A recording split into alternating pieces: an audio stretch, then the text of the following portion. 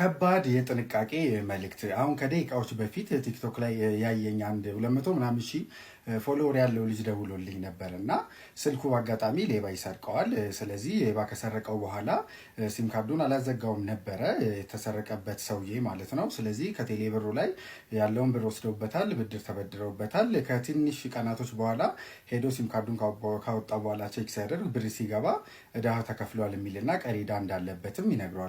ይሄ የደረሰበት ሰውዬ ምንድን ነው የሚለው የቴሌ ብር ፓስወርዴን ከኔና ከባለቤቴ ውጭ ማንም አያውቅም፣ ስለዚህ ከውስጥ የሰጠብኝ ሰው አለ ነገር ነው የሚለው እና ይህን ነገር ላስረዳችሁ። ምንም ስልካችሁ ከተሰረቀ ወዲያውኑ ሲም ካርዱን አዘጉ። 90 ደውላችሁም ይሁን አቅራቢያችሁ ወደሚገኝ ኢትዮ ቴሌኮም ሄዳችሁም ይሁን ወዲያውኑ አዘጉ። ምክንያቱም አሁን ለምሳሌ ኢትዮ ቴሌኮም ሴኩሪቲ ሜዥር ብሎ ቴሌብር ላይ ያደረገው ምንድን ነው? አንደኛ ሲም ካርዱ ቀፎ እስከሌለ አይሰራም።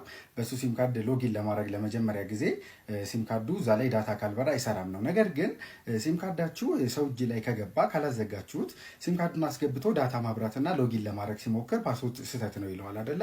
ስለዚህ በተለያየ አጋጣሚ ሰው ፓስወርዱን ሲረሳ ደግሞ ሪሴት ማድረጊያ መንገዶች አሉ። አንደኛው 126 ላይ ቴክስት ማድረግ፣ 127 ላይ መደወል።